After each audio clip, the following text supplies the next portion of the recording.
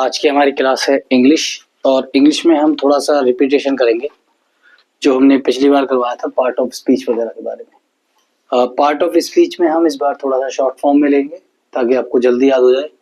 ठीक है, डेफिनेशन हमारी थोड़ी छोटी रहेंगी और उनके साथ हम एग्जाम्पल भी देंगे। तो पार्ट ऑफ स्पीच में सबसे पहला है नाउन।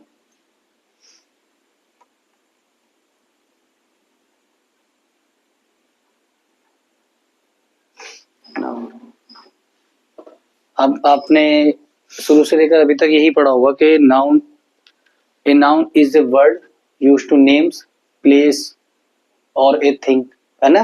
पर्सन, प्लेस और थिंग, उनके नेम को नाउन कहते हैं। ठीक है, लेकिन हम इसे, मैंने पिछली बार ही बताया था, इसको अगर हम शॉर्टकटली आपको याद करना है तो आप इसे नेमिंग वर्ड बोल सकते हैं। नाउन इज द नेम, किसी भी चीज का नाम नाउन होता है। ठीक है, किसी भी चीज का नाम नाउन होता है। तो नाउन को हम कह सकते हैं noun are naming words. Noun are naming words. Noun are naming words मतलब नेमिंग वर्ड्स होते हैं। नाउन जो होते हैं वो नाम होते हैं, किसी भी चीज का नाम, किसी भी चीज को हम बुलाते हैं या उसकी पहचान करते हैं उसके नाम से करते हैं। ठीक है, वो नेमिंग वर्ड्स होते हैं। किसी भी चीज का नाम, और हर चीज का एक कुछ ना कुछ नाम होता है, इसलिए वो नाउन है। एग्जाम्पल पे देखिए, नेताजी was a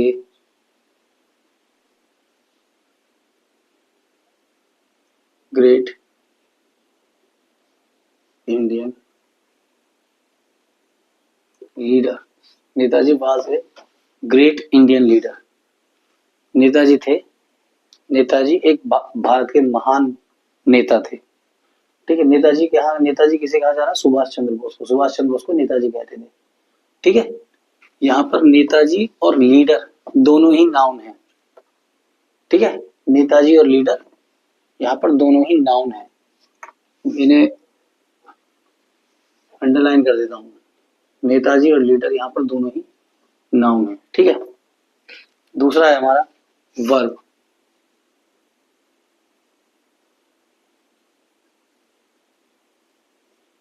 वर्ब जो होता है वो हिंदी में बोलते हैं इसे क्रिया। किसी भी एक्शन का जो वर्ब होता है, जैसे एक्शन, किसी भी एक्शन को वर्ब बोलते हैं, यानी कि, है ना। A verb is a word that express an action, मतलब एक्सप्रेस करता है किसी एक्शन को, किसी हम हमारे द्वारा किए गए काम को। हम क्या करते हैं, जैसे चलना, खेलना, हंसना, रोना, ये सब वर्ब होता है, सब क्रियाएं होते हैं, है ना। या और state of a being, being मतलब होना, इज, एम, आर, ये सब चीजें आती है। तो वर्ब को हम शॉर्टकट फॉर्म में जो लिखेंगे वो होगा verbs are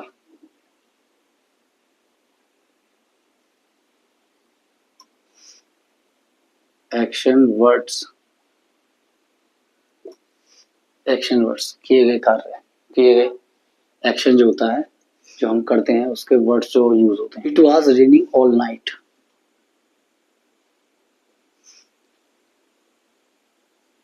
it was raining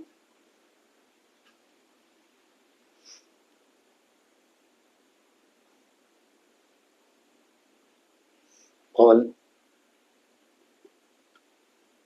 night. हमने बताया था कि वर्ब जो होता है, वर्ब क्रिया को बोलते हैं। एक वर्ब होता है और एक हेल्पिंग वर्ब होता है। ठीक है, इज, एम, आर, वाज, वर, ये सारी चीजें हेल्पिंग वर्ब में आती हैं। और वर्ब होती है मेन क्रिया जो होती है। ठीक है, मेन, जिससे काम के होने का पता चल रहा है। जैसे कि it was raining all night में वाज हेल्पिंग वर्ब है आपकी और रेनिंग मेन वर्ब है। यानी इसका मतलब ये है कि पूरी रात बारिश हो रही थी। तो क्या हो रही थी? बारिश हो रही थी। कौन सी क्रिया हो रही थी? बारिश होने की क्रिया हो रही थी। तो बारिश क्या हो गया? इसमें वर्ब हो गया। ठीक है, और हो रही थी, था, थी, थे भी आ रहे हैं, है या मैं भी आते हैं। तो जो इनके साथ जो आ रहा है, ये हमें ये बता रहा है कि कब हो रही थी, यानी कब हो रही है, हो रही है, हो रही होगी या हो रही थी, है ना। उसके बारे में जो बता रहा है वो है वाज। तो वाज हो गया इसका हेल्पिंग वर्ब। ये दोनों ही वर्ब है।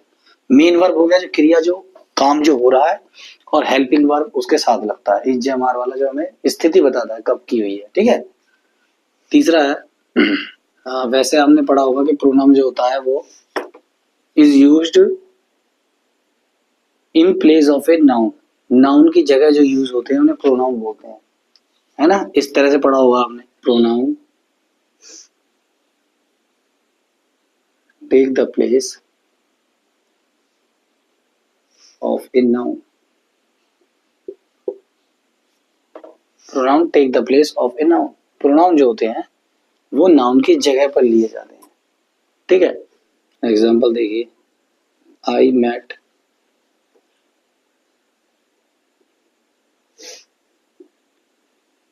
Mother Teresa. I met Mother Teresa and she visited our school. our school। अब देखिए यहाँ पर आई और शी ये प्रोनाउन है, क्योंकि ये नाउन की जगह रखे जाते हैं। नाउन आपको पता है नेम्स होते हैं, किसी भी चीज की पहचान के लिए नेम्स होते हैं किसी ना किसी चीज का। अब नेम्स की जगह हमने जैसे जिस तरह बुलाते हैं, या आपका खुद का कुछ नाम है, पर आप खुद को अपने नाम से थोड़ी बुलाएंगे। आप खुद को क्या कहोगे? मैं कहोगे, मैं, है ना। मैं, आई, माई, माइन, ये चीजें बुलाओगे। तो नाउन तो हो गया नाम, नाउन की जगह जो रखा गया वो हो गया प्रोनाउन। नाउन की जगह क्या रखा गया? आई, माई, माइन, है ना। तो आई तो हो गया यहाँ पे प्रोनाउन। मैं अपनी बात कर रहा हूँ तो मैं अपना नाम थोड़ी लिखूंगा, है ना। तो अपना नाम नहीं लिखूंगा तो आई लिखूंगा। नाम की जगह क्या आ गया? आई आ गया। और नेम, नेम तो होते हैं नाउन, और उनकी जगह जो आ गया वो हो गया प्रोनाउन, ठीक है। I met Mother Teresa. Mother Teresa एक नाम है, ये नाउन है, क्योंकि हम नाउन की बात नहीं कर रहे हैं तो इन्हें अभी रखे नहीं रहेगी। वैन शी, अब देखो मदर टेरेसा, यहाँ मदर टेरेसा नाउन थी, यानी उनका नाम था नाउन। अब मदर टेरेसा की जगह जब वह हमारे स्कूल में आई, तो कौन आई? मदर टेरेसा ही तो आई। तो मदर टेरेसा की जगह हमने यूज कर लिया शी। अब शी हो गया है नाउन की जगह प्रोनाउन हो गया शी, यहाँ, है ना। शी तो मतलब शी तो भाई कोई भी हो सकता है, कोई भी फीमेल हो सकती है, लेकिन यहाँ शी किसके लिए यूज हुआ है? मदर टेरेसा के लिए। तो शी का भी कोई नाम ही होगा। शी जो जिसे हमने शी कहा है उसका कोई नाम ना होगा, नाम होगा। तो नाम होगा तो नाउन है, और नाम की जगह हमने शी रखा है तो वो प्रोनाउन है, ठीक है। तो यहाँ पर हो गया प्रोनाउन हमारा। जहाँ पर नेम आ जाए वो नाउन, और नेम की जगह जो भी आ जाए उसकी जगह जो रिप्लेस करे वो प्रोनाउन।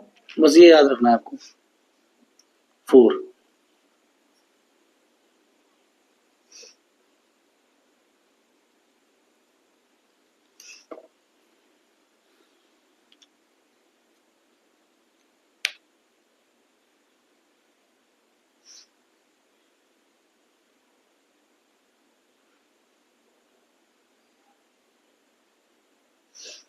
तो देखिए एडवर्ब, एडवर्ब क्या होता है? ये वर्ब का एडवर्ब, यानी वर्ब के साथ काम करता है। वर्ब होता है क्रिया, और हिंदी में अगर बात करें वर्ब होती है क्रिया, काम को करने वाली, और एडवर्ब होती है अभिक्रिया, है ना।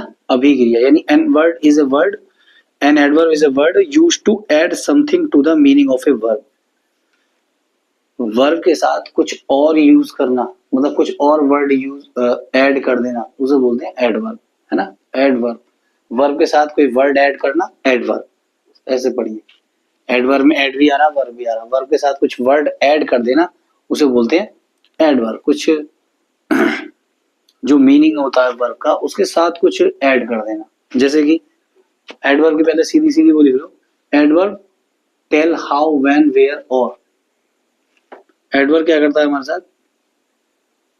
एडवर्ब हमें बताता है कोई अगर क्रिया हो रही है, वर्ब मतलब क्रिया, कुछ एक्शन हो रहा है, तो वो कब हो रहा है, कब हो रहा है, कहाँ हो रहा है, कैसे हो रहा है, क्यों हो रहा है, वो इस चीज के जवाब देता है ना, इस चीज के बारे में बताता है। एडवर्ब के साथ मतलब वर्ब के साथ कुछ वर्ड ऐड कर दिए जाए। कौन से वर्ड? जो क्रिया को बताएं कि वो क्रिया कैसे हो रही है, क्यों हो रही है, कहाँ हो रही है ना। वो चीज है adverb. Adverb tell how when, how when where, कहाँ, कब, कब, कहाँ, कैसे, या वाई, है ना। etc ऐसे कर लो। एडवर्ब हमें बताता है कि कहाँ, कब, कैसे, क्यों, किस लिए, जो अगर क्रिया हो रही है तो कैसे हो रही है, क्यों हो रही है, किस लिए हो रही है, उसका रीजन बताता है या उसका आंसर देता है ना। तो ये है आपकी एडवर्ब। एडवर्ब में अगर आप जोड़ेंगे एग्जांपल में देखिए,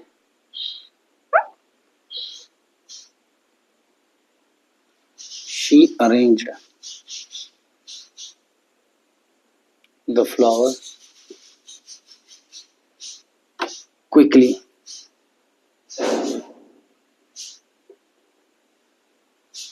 she arrange the flower quickly, उसने फूलों का प्रबंध किया बहुत जल्दी।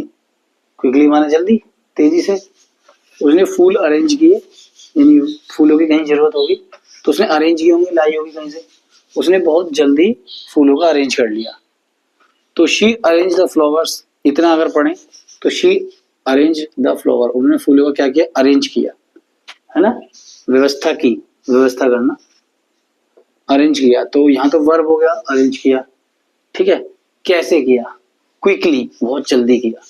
यहाँ पे जवाब मिल रहा है ना किसी चीज का, अरेंज किया, कैसे किया, क्विकली, बहुत जल्दी किया, है ना। यहाँ कैसे का हमें जवाब मिल रहा है, तो हाउ आ रहा था एडवर्ब में, हाउ का हमें आंसर मिल रहा है, कैसे किया, जल्दी किया, बहुत जल्दी किया। इस तरह से होगा। नंबर 5, अब आइए एडजेक्टिव पे।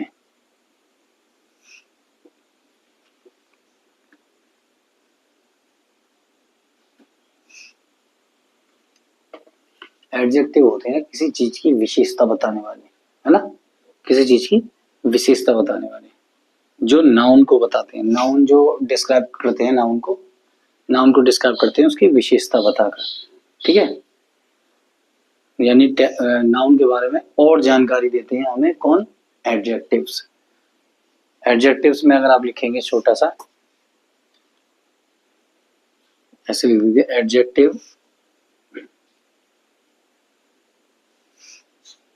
Are describing words. एडजेक्टिव जो होते हैं वो डिस्क्राइब करने वाले वर्ड होते हैं। एडजेक्टिव जो होते हैं वो डिस्क्राइब करने वाले वर्ड होते हैं, किसी को डिस्क्राइब करना, ठीक है, किसी को बताना कि वो कैसा है ना, डिस्क्राइब करना। शॉर्ट फॉर्म में ऐसे लिख सकते हैं आप, एडजेक्टिव और डिस्क्राइबिंग वर्ड। एग्जाम्पल अगर लिखें तो एग्जाम्पल में देखिए, the Kingfisher is a colourful bird. The Kingfisher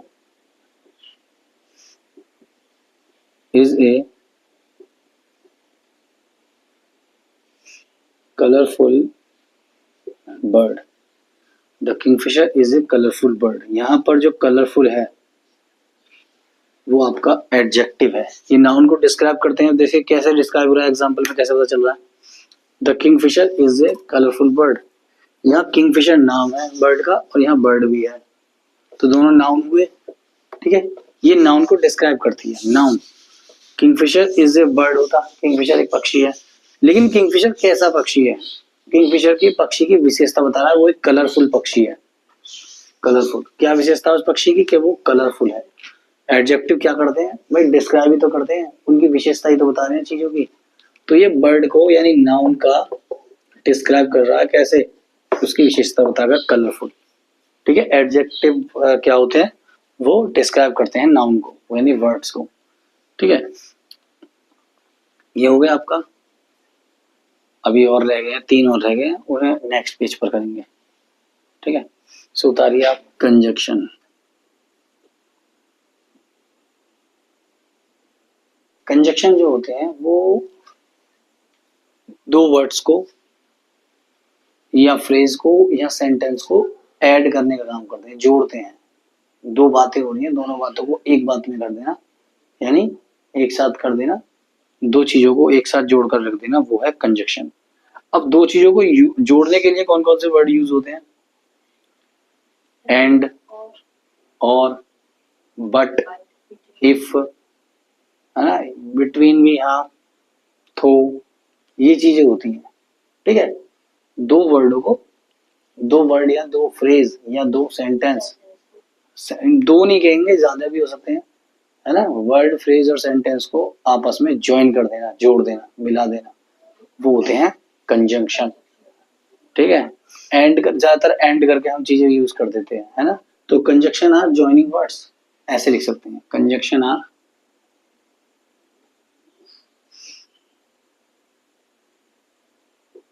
conjunction are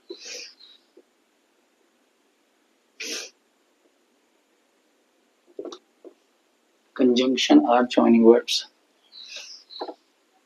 conjunction are joining words यानी मिलाने वाले वर्ड्स होते हैं, वो वर्ड्स जो मिलाते हैं। ठीक है, एग्जांपल देखिए,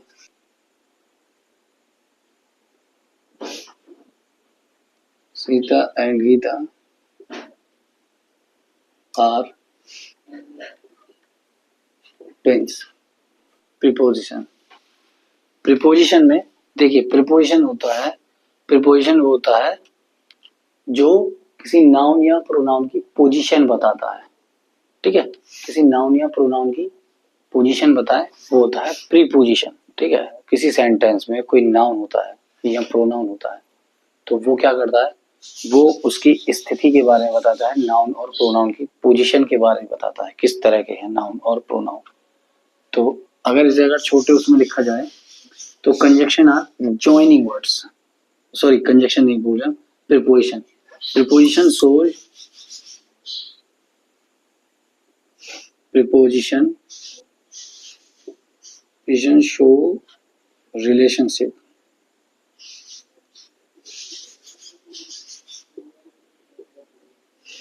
preposition show relationship between two things, यानी रिलेशन बताना, दो चीजों के बीच में रिलेशन बताना, वो प्रपोजिशन होता है। या जो मैंने अभी पीछे कहा था कि पोजीशन बताना, नाउन या प्रोनाउन की, दोनों एक ही बात है, रिलेशन या पोजीशन। ठीक है, रिलेशन आप उन दोनों के बाद भी संबंध बता रहे हो, और पोजीशन का मतलब भी ये होता है कि स्थिति क्या है उन दोनों बीचों के शब्द में। ठीक है, दोनों शब्दों के बीच में शब्द होंगे या थिंग्स होंगी, जो भी हो। तो इसके एग्जाम्पल में अगर हम लिखना चाहें,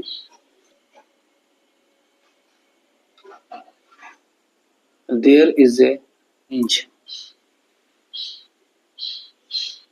ऑफ माउंटेन्स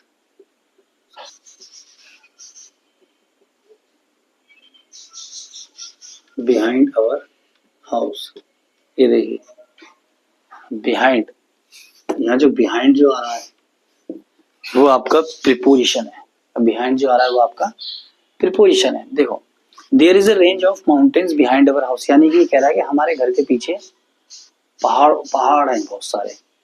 या शुद्ध भाषा में वैसे बात किया जाए, डायरेक्ट हिंदी में, there is a range, range मतलब श्रृंखला, हमारे घर के पीछे पहाड़ों की श्रृंखला है, पर्वत श्रृंखला है, यानी बहुत सारे पहाड़ हैं, एक के बाद एक के बाद एक पहाड़ों की श्रृंखला है ना। श्रृंखला बोलते हैं एक साथ, एक साथ होना, बहुत कई चीजों का एक साथ होना।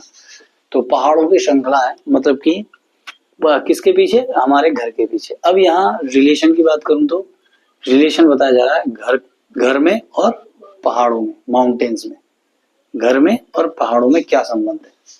और जैसे मैंने कहा था कि पोजीशन बताना, स्थिति बताना, यहाँ स्थिति भी ऐसे ही पता चल रही है। देखो, वो अपने घर की स्थिति बता रहा है कि उसका घर कहाँ है, घर कहाँ स्थित है, स्थिति बता रहा है घर कहाँ स्थित है, जहां पर पहाड़ों की श्रृंखला है। या पहाड़ कहाँ है, उसके घर के पीछे स्थित है, पहाड़ कहाँ है, उसके घर के पीछे। ठीक है, शो रिलेशनशिप भी बता रहा है दोनों के बीच में, माउंटेन और हाउस के बीच में क्या रिलेशन है, कि वो माउंटेन जो है उसके घर के पीछे से पीछे है। ठीक है, घर के पीछे है, तो इन दोनों में रिलेशनशिप, यहाँ स्थिति बताना एक ही चीज है। हमारा लास्ट स्पीच है, पार्ट ऑफ स्पीच है इंटरजेक्शन। क्या है, इंटरजेक्शन, लिख लीजिए, इंटरजेक्शन,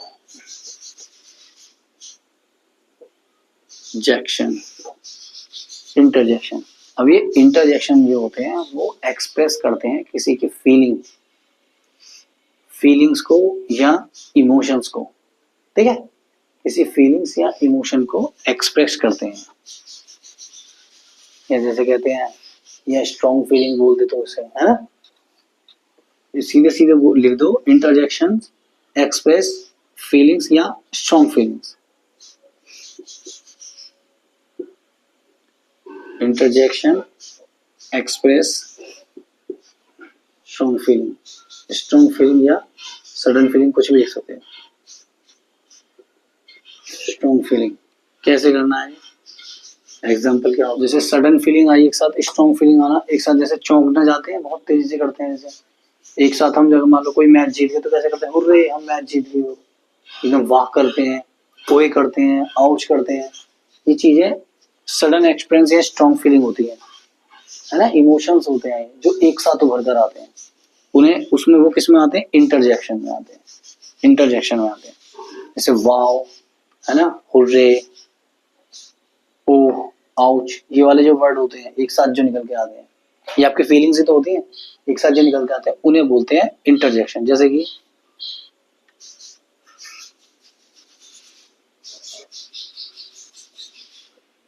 वाओ वाला कर लेते हैं, चलो, wow that was a truly great escape, wow that was a truly great escape.